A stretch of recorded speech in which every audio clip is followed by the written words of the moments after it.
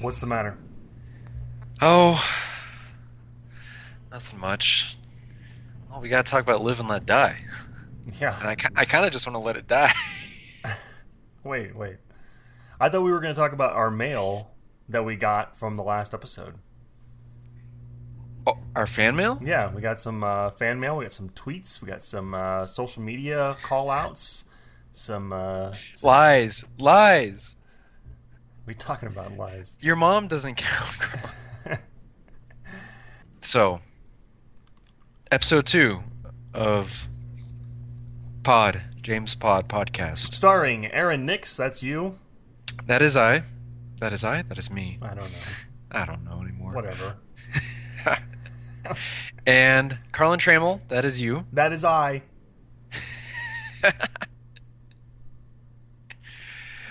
And this episode, we are talking, or possibly not talking, about Live and Let Die, starring Roger Moore in his first role as James Bond. It's the first time that he played James Bond.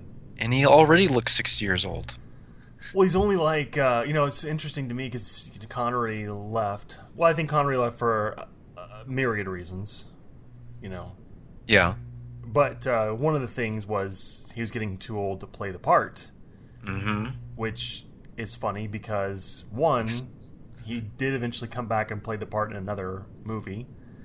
Where he's when much he's old. even older, like 10 years older. Yeah. And two, like Roger Moore is only, 2 years younger than Connery? It's not that much of a difference in age between the two. It doesn't make any sense. And so when I actually watched this today, and I didn't watch this on my DVD set, the James Bond DVD set. And first of all, I love the DVD set because when you first the first menu comes up, they're like the best sound, the best video quality, and then they came out with like Blu-rays of the same version like 2 years later. Which I watched mine on Blu-ray. Yeah, I get that. Okay, you don't have to rub it in. Yeah, well, I You just don't have to rub wanted, it in. you wanted to set the stage for what you watched it on. I want to set the stage for what I watched it on. Blu-ray. Okay, just so the audience knows, Carlin will always see this movie in a better quality version than I will. Not Okay, necessarily. so Not that necessarily. means you may see things. Okay, except for Quantum of Solace and Skyfall, which are the only Bond movies I own on Blu-ray. Well, also, I don't own, because I think eventually we will cover the non-official Bond movies. So Okay, you're right, and I don't those own any of those. I'll have to restart up my Netflix. and those I 'Cause- don't have on Blu-ray. In fact, like the Never Say Never Again Blu-ray, like if you can find it on eBay, it's like I think it's $1 million, and I'm not paying $1 million. Hey, we need to find a bootleg copy so we can make $1 million. It may not be. It may be a little less than $1 million. Don't quote me to that. I'm just saying it's a lot of money. It's a lot of money for Never Say Never Again. But we're not talking about that movie. I was just simply bringing All right. that up. You're making a blanket statement that every time I watch it, Garland's gonna watch it better. It's not gonna be every time. You're the one who brought up the Blu-ray. You're the one who As far as like, you're I'm trying like, to paint I a watched picture. I watched it on DVD, and then you're like, well, excuse me, I watched it on my Blu-rays. I don't think I said it that way. I feel like I was just simply explaining that I watched it on Blu-ray. I can't say it the way you did. You know what? I like my DVD packs. Okay, Okay, I enjoy them. I'm just sorry you couldn't enjoy them enough, so you had to go and spend more money for the Blu-rays. I didn't do it that way actually. But No, that's not what this is about. So I'm watching the movie, and I said, okay, I have some time. I'm gonna watch just like a few minutes of the special features, and is it Harry Saltzman, the one of the producers? Right? Uh, I didn't know this because, frankly, I guess I didn't really care enough. But he was talking about how they originally wanted. I kind of call BS on this because I think he was just trying to please Roger Moore.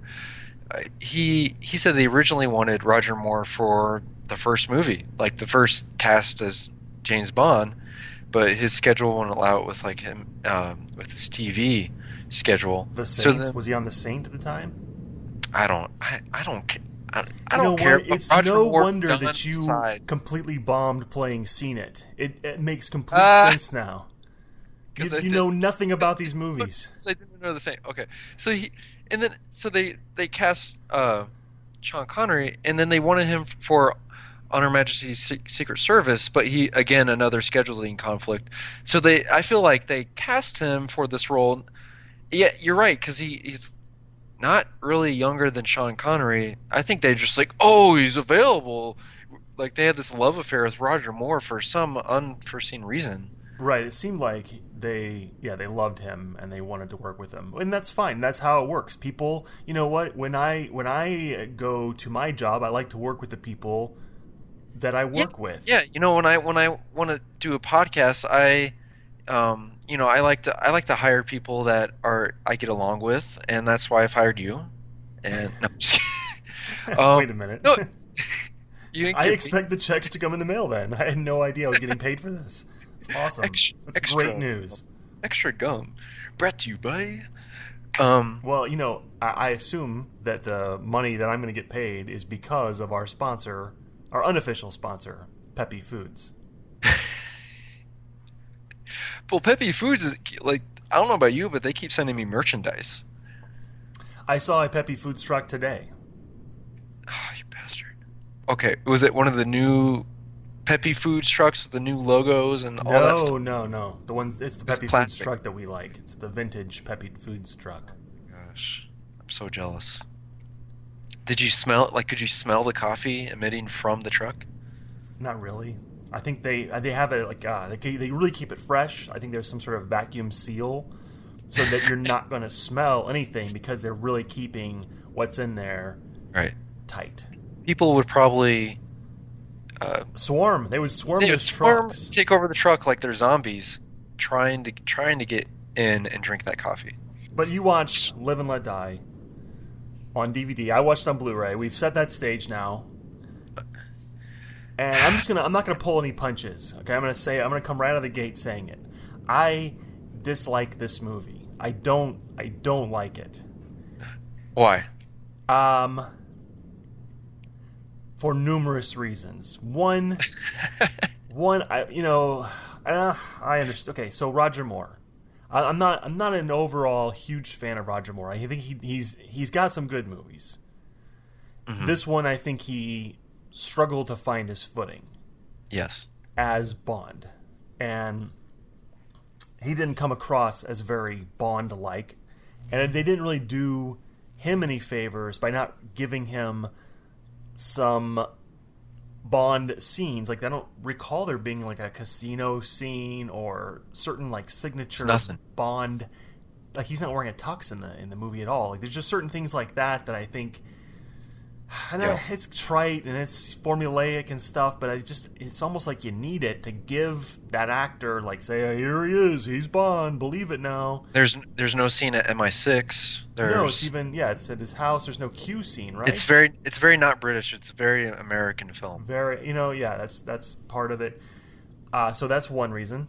Is in Roger Moore. And I see that reason, and I completely agree. In that the very first scene we see Roger Moore at his house, it might possibly be some of the worst acting I've ever seen in my life. Where he's, oh, I got a girl over here. Oh, please don't walk over here, even though you can obviously see into my bedroom, and come over here to my kitchen with my very complex coffee maker. And Roger Moore is so over the top.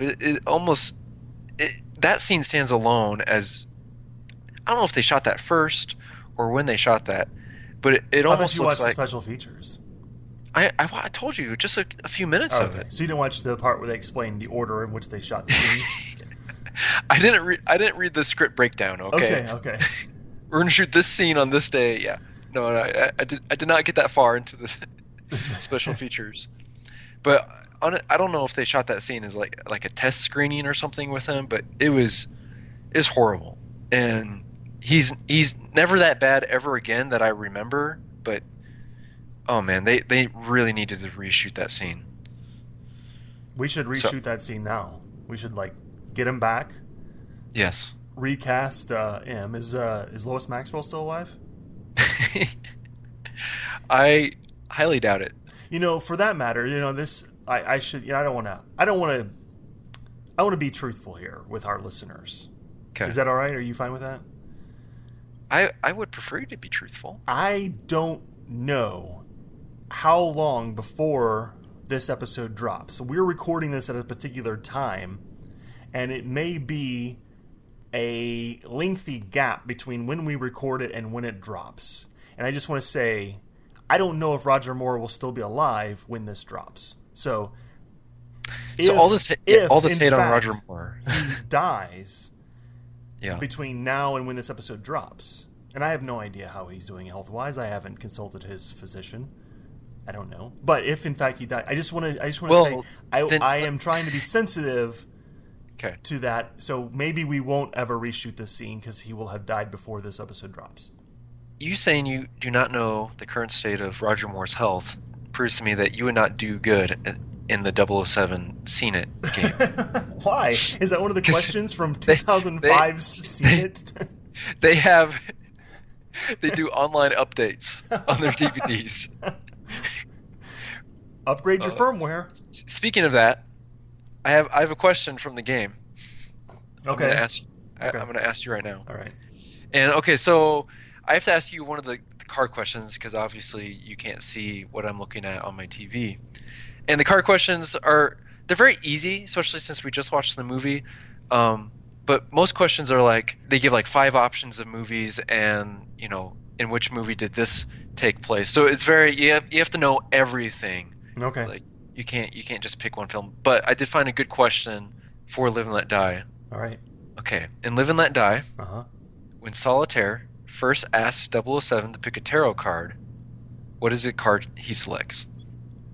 Is it multiple choice or I have to know the answer? No, you have to know.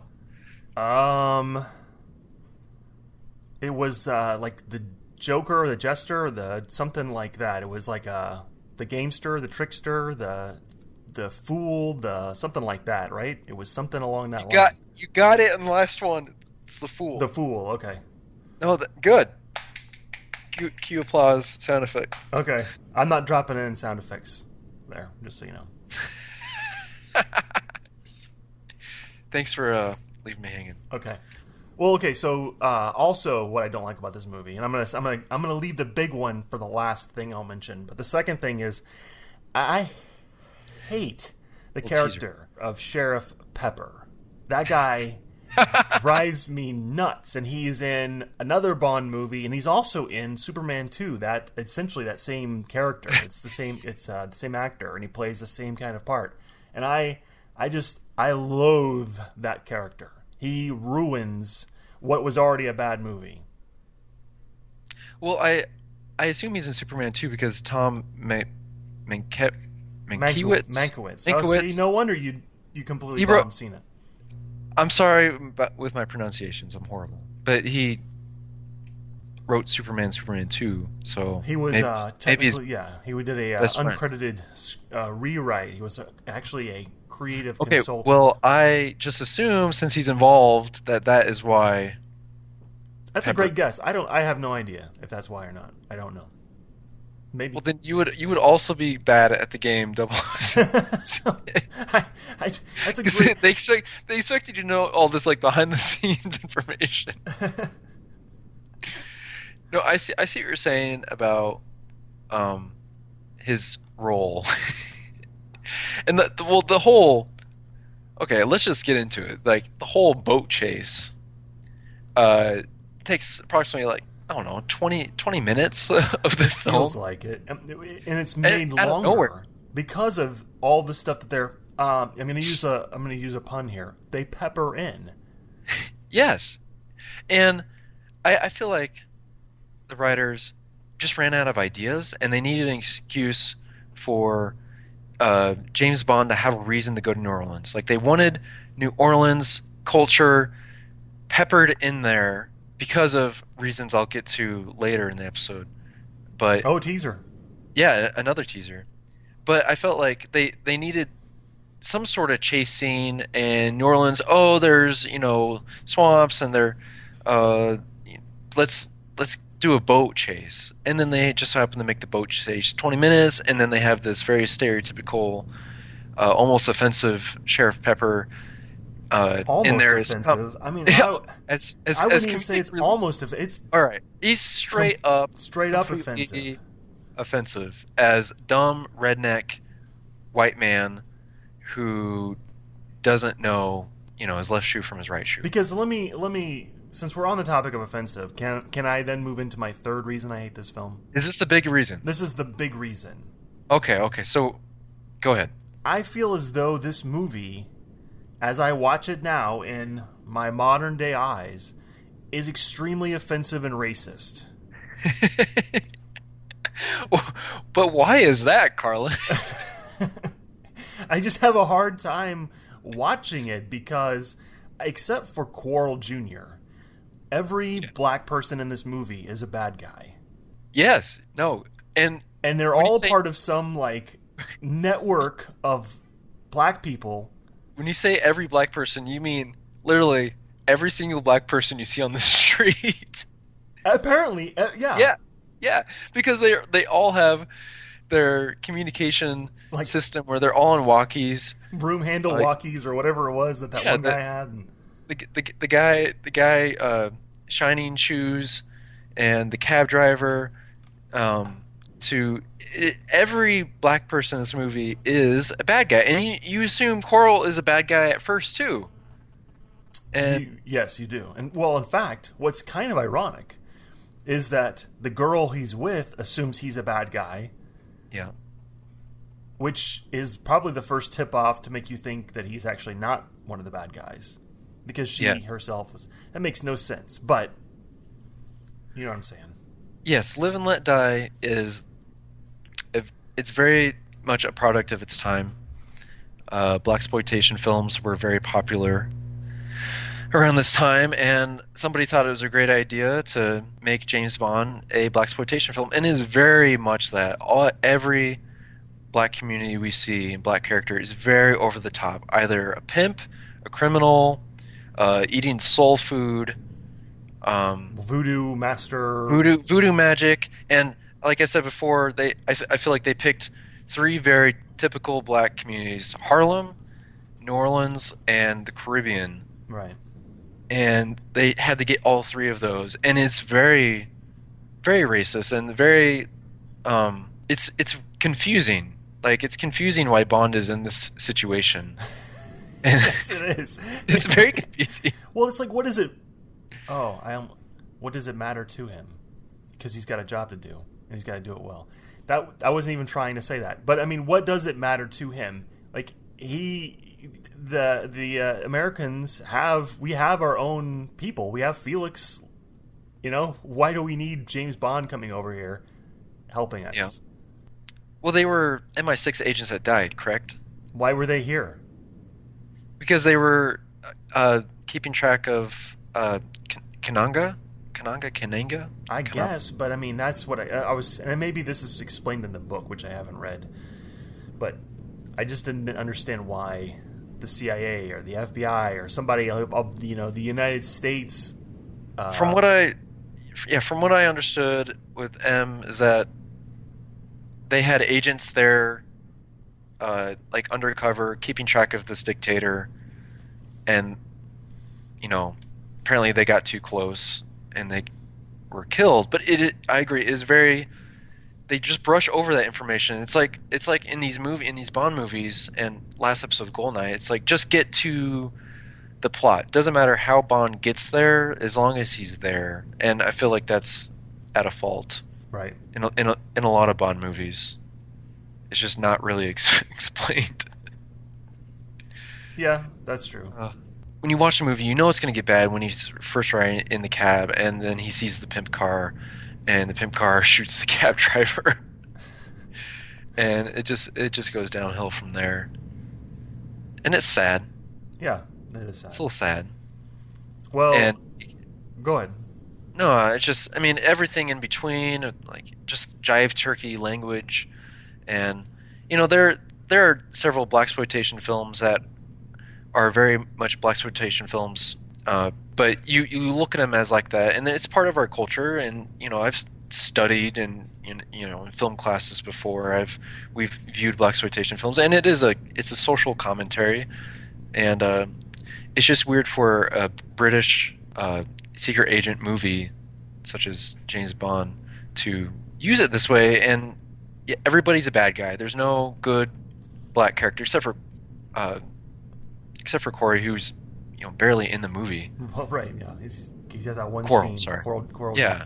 Well, I Yeah, think and- you make a great point. Like, why drop Bond in this? And it could have been an interesting thing if it were, one, a little bit better written, and two, like going back to the first point about Roger Moore and making this his first movie, I think didn't do him any favors. No. And if this had been another Connery movie, or if Lazenby if he had stayed on and this was actually his third movie, it might have been okay to see this mix of genres, the classic British spy film mixed with blaxploitation, and you wouldn't have to be reestablishing the actor at the same time you're doing a completely different genre shift. And I think those two things worked together to make this something that I just don't like. They're fighting each other. I definitely agree with you. And Roger Moore, he's just an awkward actor to begin with, and they just needed to give him something straightforward and simple. And he even wrote a book based on his experience in this movie, and it was like a big, I don't know. It's strange. It's strange because you're right. They should have just had this be like the third or fourth movie he did. Yeah. All right. Well, so there we are. We are kind of agreeing, interestingly. No, I agree with you. I agree Fine. with what you're saying. Fine. So let's talk about the Bond girls in this situation. And the main one of this movie is Solitaire, Dr. Quinn, Medicine Woman. Kitty cat. She, I don't know. She's very attractive, like you've said previously on previous episodes of the show. The Bond girls are pretty. She is very pretty in this. I think she got more attractive as she got older. I don't disagree. Just throwing that out there. I don't disagree, but I'm not. When we stop this podcast and we do our Dr. Quinn Medicine Woman podcast 2 or 3 years from now, we can talk about her then. But fine. But so that aside, Mister, I want to stay on track. Fine. You don't want to get in Dr. Quinn Medicine Woman right now? We can. Okay. Let's talk about Dr. Quinn Medicine Woman. No. Sully? Wasn't Sully he was just such a great character? I have like 10 pages of notes that I was going to do on Dr. Quinn Medicine. Okay, so go on. Yes, she's attractive, so she fits that standard. And that's it. That's what I was getting to. I don't feel like she's that great of a Bond girl. Well, her character's so weird, and the way her relationship with Bond comes about is even weirder.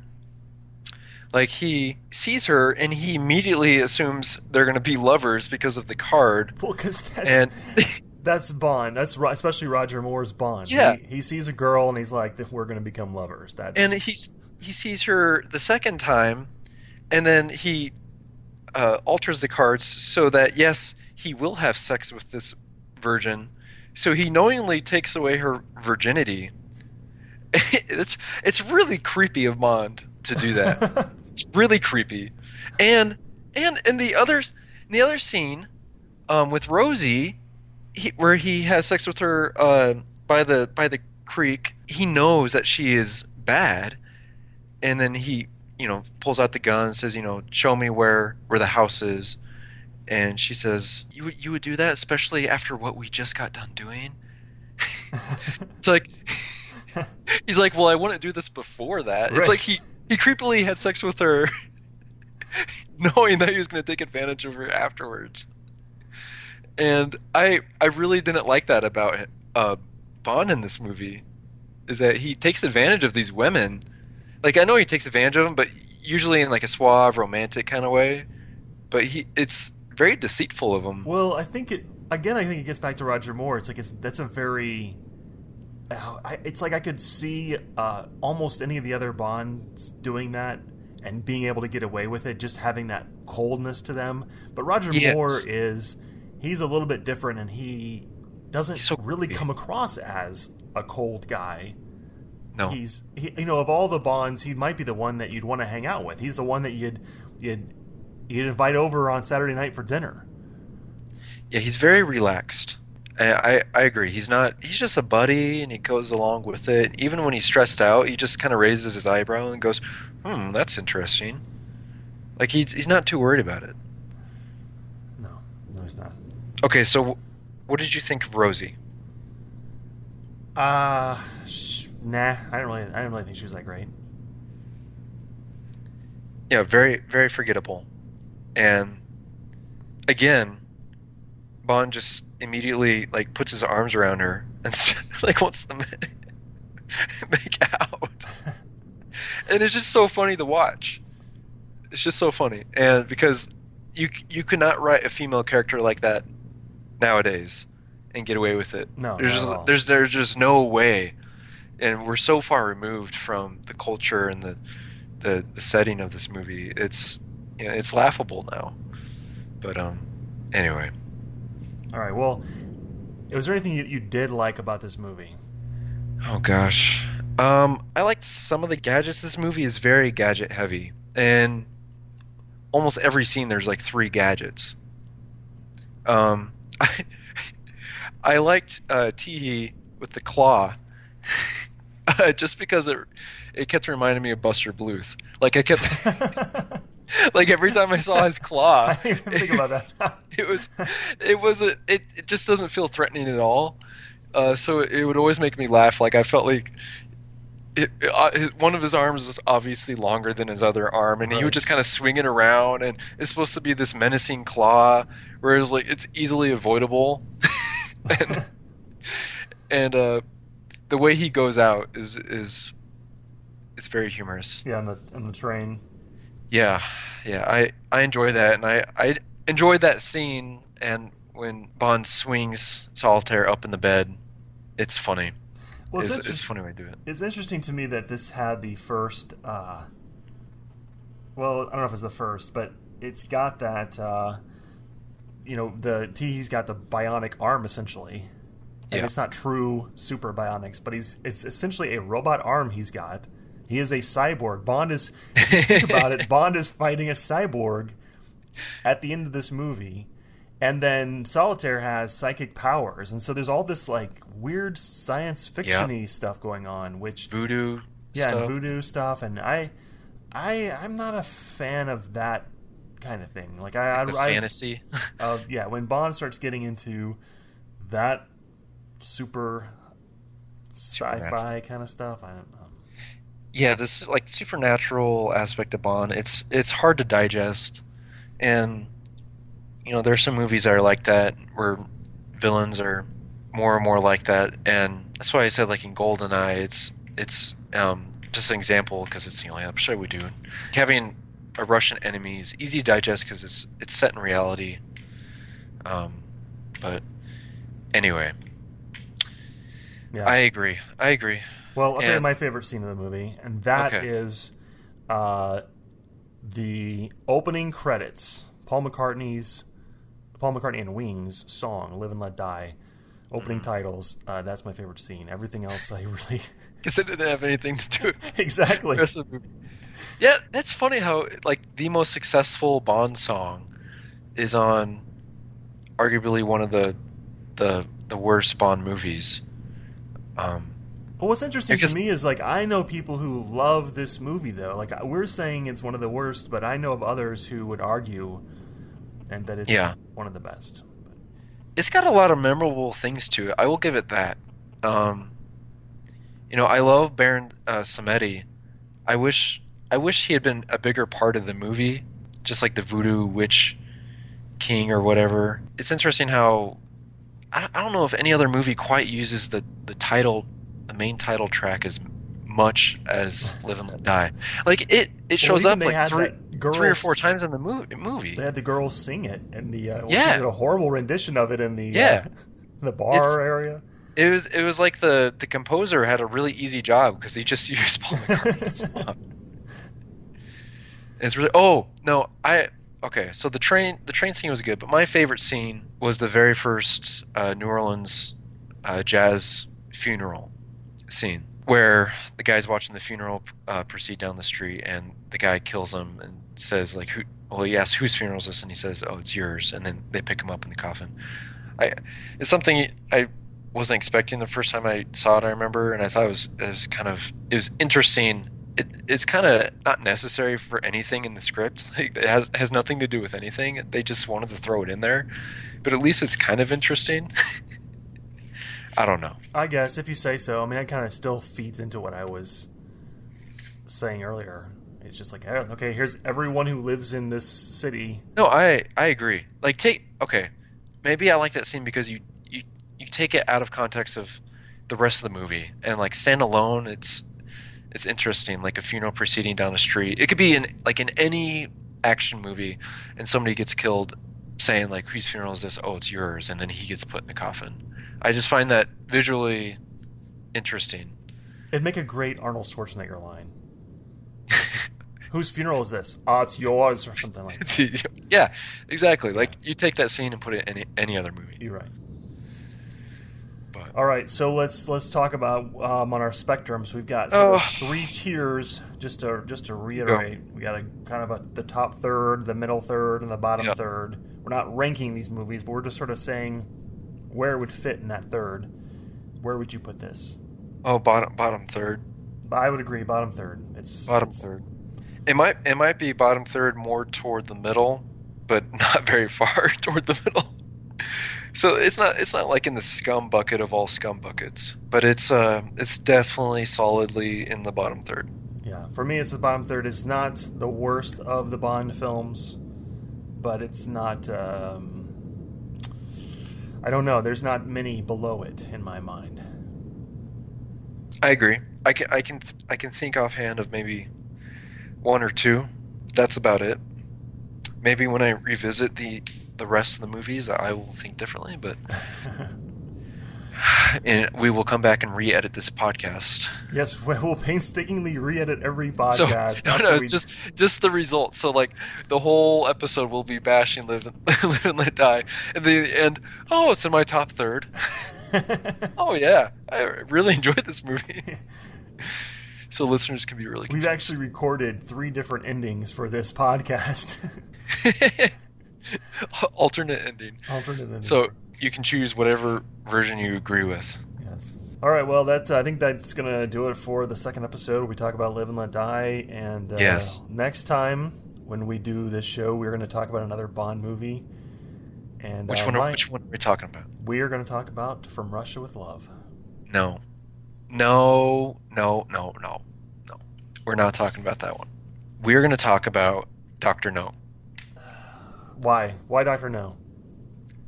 Because we're already on the trend of doing an actor's first movie. So we did Pierce Brosnan with Goldeneye. We did Roger Moore with Live and Let Die. And I feel like it's only natural that we need to get to Sean Connery eventually. Right. So yes. Yeah. I agree with you. I feel like it's interesting looking at their first movies. We're looking at this like the launching points for the series throughout first. Fine. Dr. No. Dr. No. Fine. I don't. What? I like the idea of the randomness of it. But no, fine. We'll do it your way. You want to be random?